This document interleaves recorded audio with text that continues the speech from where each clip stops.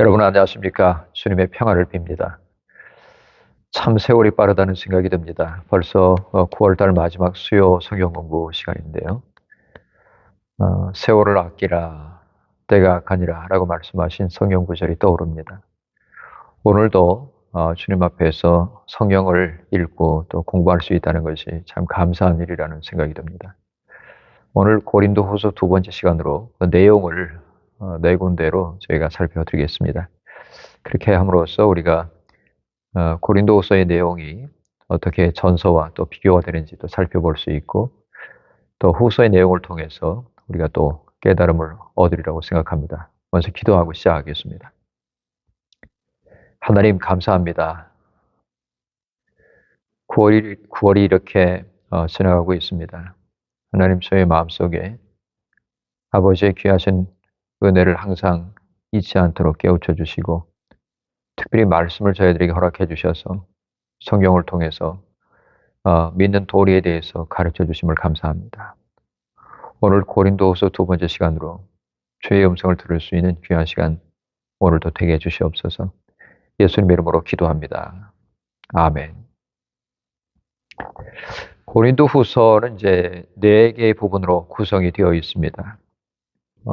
먼저는 고린도후서 1장 1절부터 11절 말씀인데 인사부터 시작하고요. 그 다음에 감사를 합니다. 물론 하나님 앞에 감사하고 또 여러분에게 감사하고 이렇게 이야기를 하죠. 그 다음에 1장 12절부터 아주 긴 부분인데 7장 16절까지가 직접적으로 본론으로 들어갑니다. 고린도 교회하고 이제 사도와의 어떤 관계 문제가 생겼는데 그 관계 문제 때문에 나타난 여러 문제들, 그 다음에 어떤 사상들 때문에 이런 문제가 생겨났는지에 대해서 지적하고 있습니다. 그리고 8장부터 9장 15절까지 8장과 9장 이 두 장은 예루살렘의 가난한 형제들을 위한 헌금인데 마케도냐 사람들과 또 고린도 교회를 비교하면서 이야기를 해줍니다. 그 다음에 헌금의 정신에 대해서도 이야기하는 것이 바로 8장부터 9장까지의 내용입니다. 그 다음에 우리 지난 주 중에 말씀을 드렸는데 고린도 후서 10장부터 13장까지 10, 11, 12, 13까지 사실 고린도 후서의 먼저 된 부분이에요. 이 부분을 가지고서 먼저 쓰고 그다음에 디도의 손에 들려주고 고린도 교회에 전해주게 했습니다. 그다음에 결과로 나타난 것이 1장부터 7장 혹은 9장까지라고 말할 수 있습니다. 직접적으로 어떤 둘러대지 않고 사도권에 대해서 바울이 자기 변호를 합니다. 나에게 추천을 한 것은 사람이 아니라 주님이시고 또 사도의 어떤 직무를 주신 것도 주님이시다. 주님께서 직접 나를 부르셔서 이방인의 사도로 부르셨다. 또 사용하신다라고 하는 것을 자기가 변호를 합니다.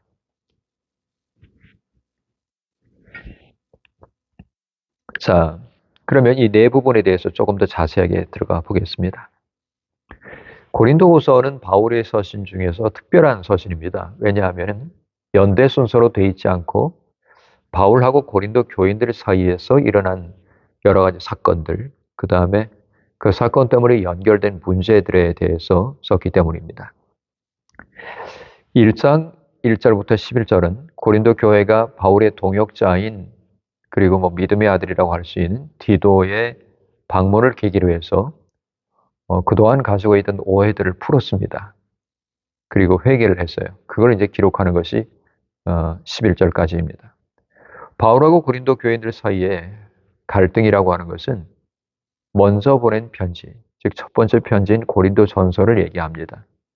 이 고린도 전서에 기록된 바울의 충고들 때문에 이 사람들이 질책을 받고서 회개를 했으면 좋은데 회개를 하지 않고 바울을 비방합니다.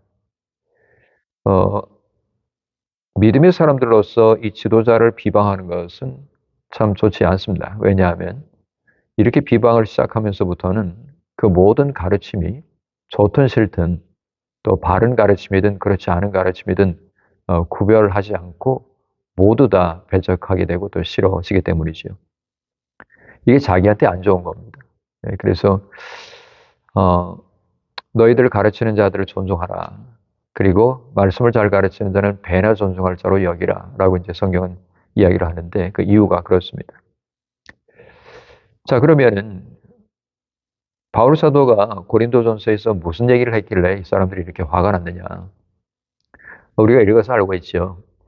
이 사람들이 이제 믿음의 소문이 나기는 했지만 풍성한 은혜도 있고 은사들도 가득하지만은 그러나 이 사람들이 믿음의 바른 도리인 사랑을 버렸어요. 사랑하지 못하고 서로가 이제 비방하면서 파가 갈리어진 겁니다. 네 개의 파가 있었는데 바울과 아볼로, 그 다음에 게바, 그 다음에 이제 소위 그리스도파라고 하는 유대주의자들이 있었습니다.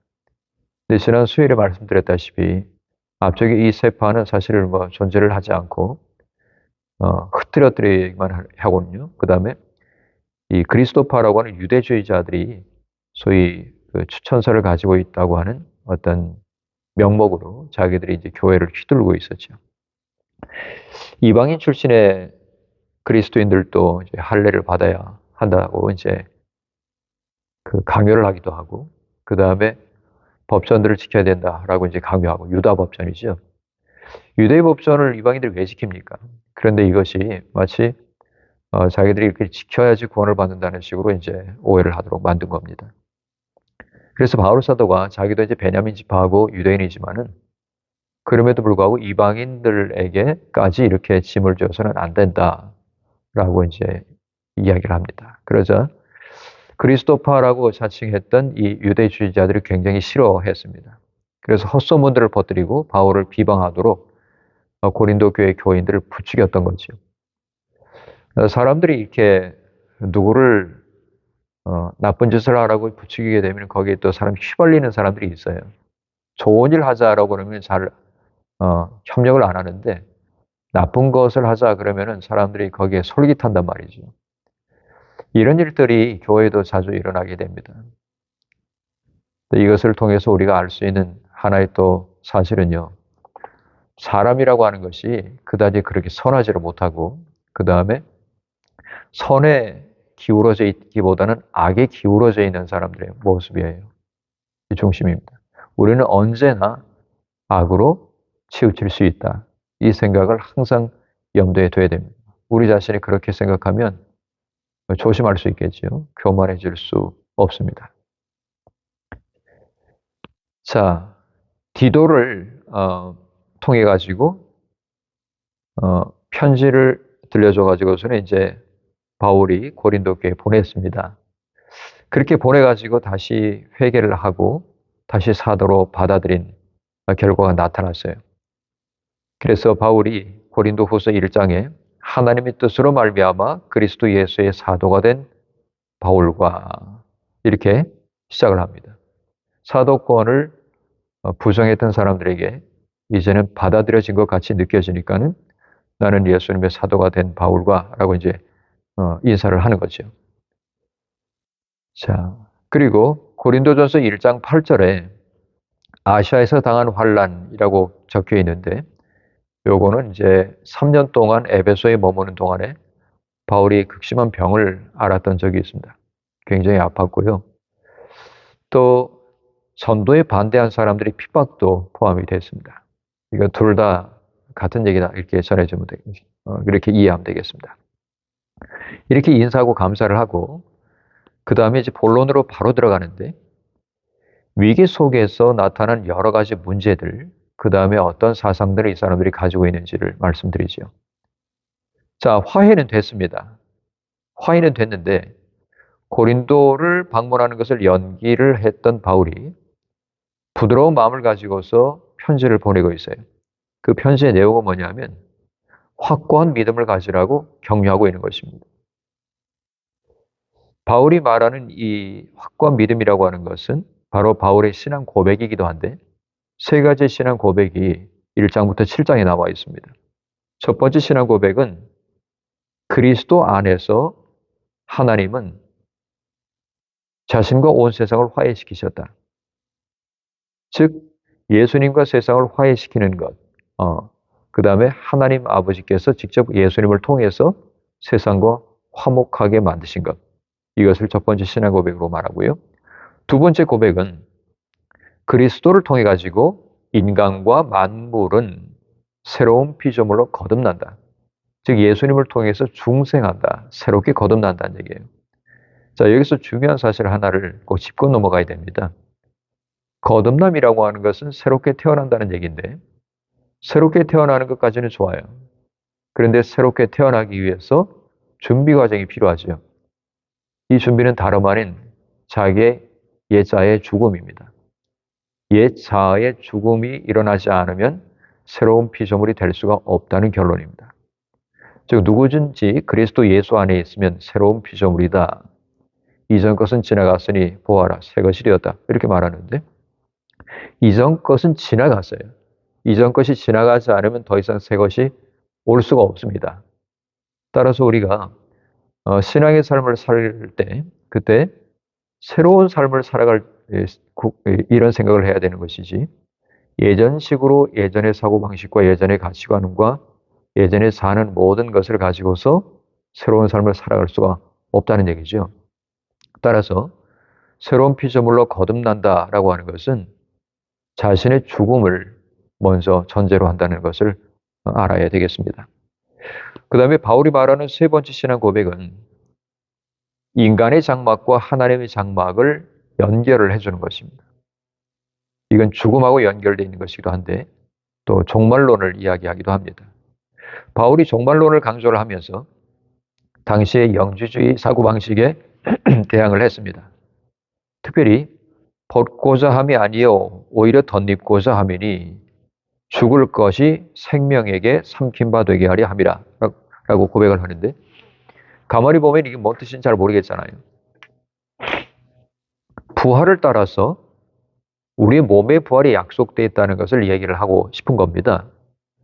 그러니까 바울이 고린도 교회에다가 이야기를 하는 것은 그때 당시에 영주주의 사고방식 속에 들어있는 사람들에게 몸이라고 하는 것은 그다지 악한 것이 아니다라고 하는 것을 보여주기 위함이죠.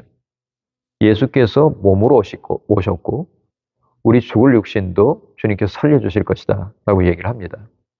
왜냐하면 영주주의 사람들은 하나님이 주신 육신마저도 악하다고 생각했기 때문이죠. 여러분 영주주의가 참 위험한 것이요. 영이 좋은 거 맞아요. 근데 육이 악하다고 했을 때 우리 육신을 그러면 악한 육신을 그냥 폐기 처분을 해버리시지 왜 이걸 고쳐주시냐. 왜 하나님께서 우리를 어루만져 주시고 또 이 육신을 통해 가지고 왜 하나님께서 하나님께 영광을 돌리라고 말하느냐. 어차피 악하고 죽을 육신.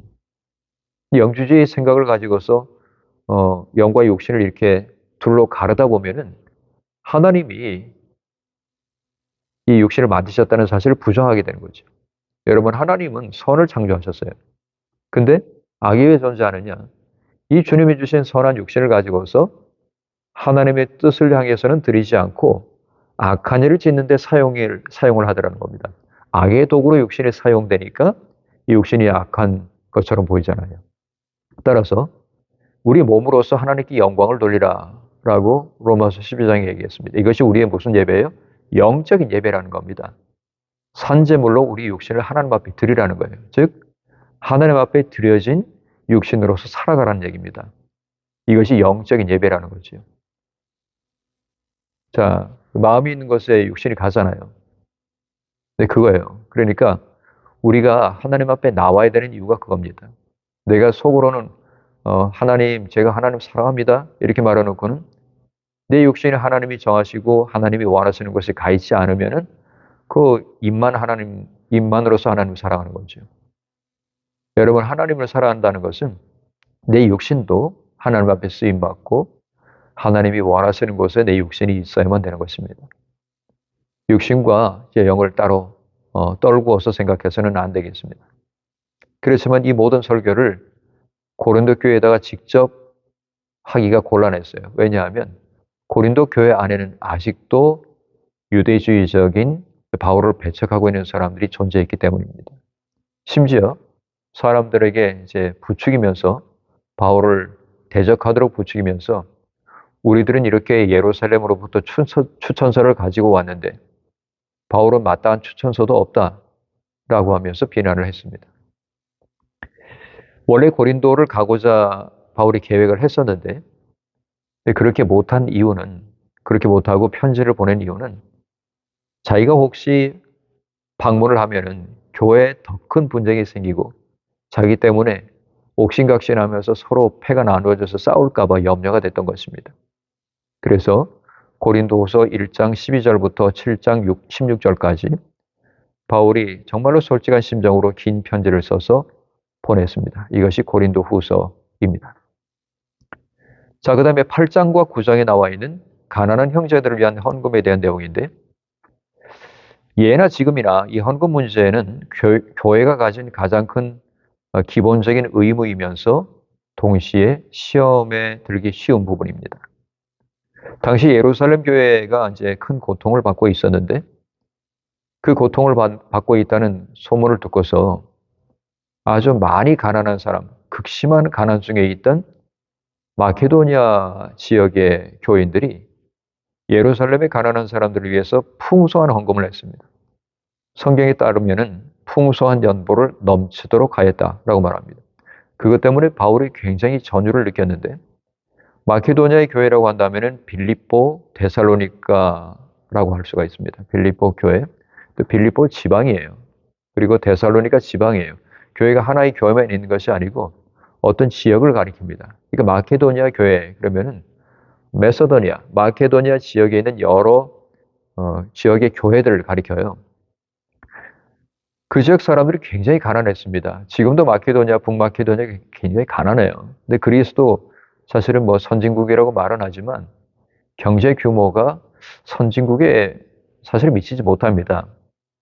뭐 몇 년 전에도 굉장히 거의 디폴트가 될 정도로 나라가 완전 망한다라고 그런 위험까지 있었는데 겨우겨우 살고 있잖아요. 마케도니아는 더합니다. 마케도니아는 더하고 고린도는 뭐 상업 도시이기도 하고 굉장히 대도시이기 때문에 돈이 많은 사람들이 거기에 몰려 있지요. 그러니까 마케도니아 사람들, 즉 빌립보나 데살로니가 이 지역에 있는 교회들하고 고린도에 있는 사람들하고는 굉장히 생활 수준이 차이가 납니다. 그런데도 불구하고 가난한 지역에 있는 아주 극심한 가난한 지역에 있는 사람들이 어려움에 빠져 있는 예루살렘 교회를 위해서 자기들의 힘에 지나도록 헌금을 했단 말이에요. 왜 그랬을까요? 돈이 남아도는 것은 아닐 텐데 자기들이 환난과 핍박을 견뎌오면서 그 환난과 핍박을 견디는 것이 얼마나 힘든 일인지 너무나도 잘 알고 있었기 때문에 오히려 기쁨으로 헌금을 할 수가 있었던 겁니다. 근데 고린도는 그렇지가 못했죠. 고린도 교회는 예루살렘 교회를 위해서 이미 작정 헌금을 하자고 1년 전부터 모금을 시작을 했는데 아직까지도 잘 모이지가 않아요. 근데 이유가 뭐냐면 배가 불러요. 배가 부르고 그 다음에 이 힘든 상태에 있는 사람들의 상황을 모릅니다. 여러분 사람이 배가 고파 봐야 배고픈 사람들의 사정을 알죠. 자기가 배고파 보지 않은 사람은요. 배고픈 사람들의 사정을 알 수가 없습니다. 그냥 생각만 하죠. 뭐 배가 고프겠네. 그런가 보다. 아니 좀 먹지 그러냐? 이렇게 얘기를 하죠. 아니 뭐 먹지 왜 뭐 이래서 벌어서 먹지 왜 그렇게 가난하냐? 참 어려운 문제예요. 어려운 문제입니다. 그래서 우리 믿음의 선배님들은 일부러 자기들이 아주 극도로 부해지지 않기 위해서 노력을 했어요. 그래서 구제를 하고 헌금을 하고 이렇게 했죠. 그 루디아도 마찬가지잖아요. 그 사람도 자주 장사를 하면서 옷감 장사를 해서 굉장히 그 부가 있었는데도 불구하고 자신의 어떤 가산을 가지고서 빌립보 지역의 교회를 세우는 그런 역사를 감당을 하지요. 자, 이것은 이제 하나님이 하시는 일입니다. 자, 고린도후서를 보게 되면 마케도니아 사람들이 이만저만하게 극심한 가난에도 불구하고 풍성한 연보를 했다. 그러니 여러분들도 고린도 여러분들이요. 이미 1년 전부터 시작한 모금을 이제는 끝을 맺으십시오. 끝을 맺으시고 다른 교회의 본이 되도록 하십시오. 이걸 격려하기 위해서 편지를 또 보냈지요. 이게 8장과 9장입니다. 바울은 헌금으로 인해서 비방을 받을 위험성을 미리 알고 있었기 때문에 여러분 신기하게도요. 부자들한테 돈 얘기하면요. 굉장히 거리게 합니다. 그래서 고린도 교회인들도 그랬어요. 그래서 이 디도하고 동역자들에게 아주 공개적으로 이 일을 하도록 조금 더 숨김없이 하도록 진행을 했습니다. 바울이 이렇게 연보 또 헌금에 대해서 강조한 이유가 두 가지였습니다. 하나는 헌금이라고 하는 것은 우리에게 은혜를 베풀어 주신 그리고 베풀어 주시고 있는 하나님을 향한 감사의 표현이기 때문에 어느 누구가 공짜로 한 달 동안 잘 얻어 먹었는데 한 끼를 대접을 안 한다. 근데 그 사람이 염치 없는 사람이죠. 기본 인간성이 들된 사람이잖아요. 우리가 하나님 앞에 얼마를 받았는데, 얼마나 돌봄을 받았는데, 내가 하나님의 나라와 하나님의 그 일을 위해서 감사의 표현을 하지 않는다? 이거 문제가 있는 거죠. 또 다른 하나는 헌금이라고 하는 것은 그리스도인의 봉사의 직무이기 때문입니다. 몸으로 봉사를 하는 것을 가지고 헌신이라고 말하고 금전을 가지고 봉사를 하는 것을 가지고 헌금이라고 합니다. 그러므로 고린도 후서 9장 7절 11절에 헌금의 정신을 얘기를 하는데 인색하게 하지 말아라. 너그럽게 하여라. 하나님 앞에 감사함으로 드려야 한다라고 가르치고 있습니다. 지금도 유효합니다. 우리가 하나님 앞에 어떤 헌금을 드리든 인색함이 없이 그리고 너그럽게 하나님 앞에 감사함으로 드려야 할 것입니다. 이것은 하나님 앞에 받으심직한 재물이 되고 그 다음에 하나님께서 기쁘게 받으셨을 때 우리의 삶을 책임져 주시는 것을 우리가 또한 체험할 수 있을 것입니다. 그 점에 제일 뒤쪽에 10장부터 13장이 바로 자기의 사도권에 대해서 변호를 하는 내용입니다. 고린도 교회 안에는 여전히 육체대로 사람을 판단하는 사람들이 있었습니다. 세상의 어떤 교회도요, 100% 완벽한 이상적인 교회는 존재하지 않아요. 어떤 교회도요, 그러니까 정상으로 생각하면 되겠습니다. 그렇지만 그렇게 하는 것이 정상이 아니고 모양새가 정상이라는 거예요. 그러면 교회는 그럼 뭐를 하느냐? 자기가 거룩하게 되고 남도 거룩하게 하는 것이 그 도상에 있는 것이 교회고 사명을 받은 것이 교회입니다. 자, 육신대로 판단하는 사람들이 바울에 대해서 비방을 하면서 뭐라고 얘기를 했냐면은 저 사람은 헌금을 받아가지고 가로채는 사람이다. 그 다음에 인기를 즐기는 사람이다. 자기 이득만을 취하는 사람이다. 라고 비방을 했는데 다름 아닌 거짓 복음을 전하는 거짓 교사들이었습니다. 이에 바울이 굴하지 않고 자신의 사도직에 대해서 담담하게 서술합니다. 나는 하나님의 부름을 받고 부활하신 예수님을 만났고 유대인들에게는 수없이 맞았고 돌에도 맞았고 또 바다에 나갔다가 파산을 하고 깊은 바다에 내려가기도 했고 목이 마르고 굶주렸으나 그리스도 때문에 스스로 가난해졌다라고 말합니다. 그리고 자신의 사도직이 하나님께로부터 왔다고 증언합니다. 바울에게는 뜨거운 열정, 또 예리한 지성, 그 다음에 강력한 실천력이 있었습니다.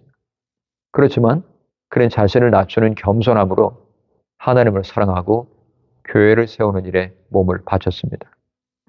이렇게 말합니다. 내가 이렇게 내 모습인 것은, 즉 나의 나된 것은 이에요. 내가 이렇게 내 모습인 것은 오직 하나님의 은혜입니다. 라고 고백합니다. 우리가 이 모습인 것도 하나님의 은혜고 우리가 하나님의 일을 작은아마 할 수 있는 것도 오직 하나님의 은혜 때문입니다. 그러니 주님이 우리를 먼저 불러주시고 주님의 일을 시켜주시는 것을 감사하면서 감당합시다. 같이 기도하겠습니다. 하나님, 고린도후서를 통해서 바울의 속마음을 보게 하신 것을 감사합니다. 우리들도 여러 가지 인생 가운데 교회 속에서 믿음의 공동체 안에서 오해도 받을 수가 있고 또 비방도 받을 수가 있지만 그러나 그것으로 낙심하지 않고 하나님의 의를 이루는 저희들 되게 주시옵소서. 우리 엠마오 교회 미래를 하나님 앞에 부탁합니다. 아버지의 뜻이 이루어지고 또 주님의 직무를 잘 감당할 수 있는 성령 충만한 교회 되게 도와주시옵소서. 예수님의 이름으로 기도합니다. 아멘.